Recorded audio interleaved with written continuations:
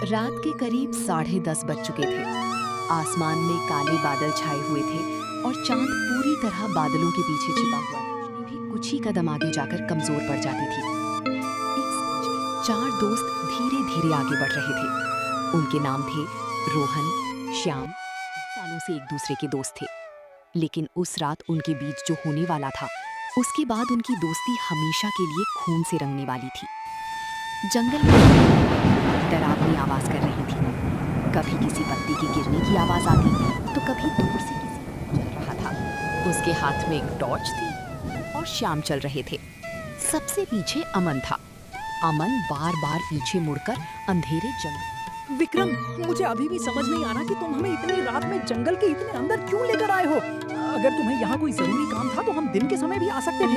इस जगह का माहौल बिल्कुल ठीक नहीं लग रहा है और मुझे ऐसा महसूस हो रहा है जैसे कोई लगातार हमारा पीछा कर रहा है। हमेशा से हर चीज को लेकर डरते रहे हो रोहन। हम यहाँ कोई ऐसी चीज करने नहीं आए हैं जिससे हमें डरने की जरूरत हो। बस थोड़ी देर में हम उस जगह पहुँच जाएंगे जहाँ मुझे जाना है। उसके बाद हम अपना काम पूरा करेंगे और सुबह होने से पहले वापस गांव। तुम दोनों बात को इतना आसान मत समझो। गांव में हर कोई जानता है कि इस जंगल के अंदर रात के समय जाना खतरनाक है।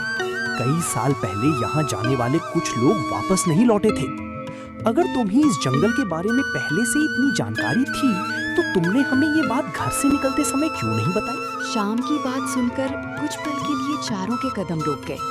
हवा अचानक और तेज हो गई। पेड़ों की ऊंची शाखाएं एक दूसरे से टकराने लगी। उस आवाज को सुनकर ऐसा लग रहा था जैसे जंगल के अंदर कोई बहुत बड़ा जीव सांस ले रहा हो। विक्रम ने धीरे धीरे पीछे मुड़कर शाम को देखा। उसके चेहरे पर पहले वाली मुस्कान नहीं। बात मुझे सबसे ज्यादा परेशान कर रही है विक्रम। तुम बार बार कह रहे हो कि हम किसी खास चीज को ढूंढने आए हैं, लेकिन अब तक तुमने हमें ये नहीं बताया कि आखिर वो चीज है क्या। अगर हम सच में दोस्त हैं तो तुम हमसे ये बात।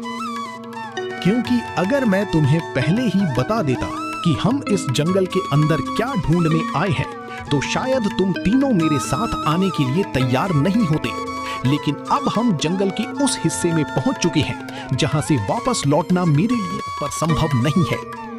अमन की बात सुनकर विक्रम कुछ सेकंड तक बिल्कुल चुप रहा। रोहन ने गौर किया कि विक्रम की बात सुनकर तुम्हारी आवाज बदल गई है विक्रम। मुझे नहीं पता तुम हमें किस चीज के पीछे लेकर आए हो, लेकिन मैं इतना जरूर जानता हूँ कि तुम हमसे पूरी सच्चाई छिपा रहे हो। और जब कोई दोस्त अपने दोस्तों से इतना बड़ा रहस्य छिपाता है तो उसके पीछे कोई ना कोई बहुत बड़ी वजह जरूर होती है। विक्रम ने अमन की तरफ घूर कर देखा। उसकी आंखों में एक पल के लिए गुस्सा दिखाई दिया, लेकिन अगले ही पल उसने अपना चेहरा दूसरी तरफ कर लिया। चारों दोस्त फिर से जंगल के अंदर चलने लगे। कुछ दूर जाने के बाद अचानक शाम रुक गया। रुको, मुझे लगता है कि मैंने अभी कुछ सुना है। ऐसा लगा जैसे हमारे पीछे कोई चल रहा है। जब हम रुकते हैं तो वो भी रुक जाता है और जब हम आगे बढ़ते हैं तो पीछे से कदमों की आवाज फिर सुनाई देने लगती है। रोहन ने तुरंत अपनी टॉर्च पीछे की रोशनी पेड़ों के बीच घूमती रही, लेकिन वहां कोई नहीं था। सिर्फ घना अंधेरा था और उस अंधेरे के बीच पेड़ों की लंबी परछाइयां जमीन पर इस तरह दिखाई दे रही थीं जैसे कई लोग चुपचाप खड़े होकर चारों दोस्तों। मुझे वहाँ कोई दिखाई नहीं दे रहा है। शायद हवा के कारण पेड़ों की शाखाएं हिल रही होंगी और तुम्हें लगा होगा कि कोई हमारे पीछे चल रहा है, लेकिन फिर भी हमें सावधान रहना चाहिए। ये जंगल कि वो सिर्फ पेड़ों की आवाज नहीं थी, किसी के कदमों की आवाज थी। और सबसे डरावनी बात यह है कि वो आवाज बिल्कुल हमारे पीछे से आ रही थी। मुझे लगता है कि हमें आना चाहिए। हर आवाज में भूत दिखाई देता है तो तुम यहीं खड़े रहो। मैं अकेला आगे जा रहा हूँ। जिस चीज के लिए मैं यहाँ आया हूँ उसे हासिल किए बिना मैं वापस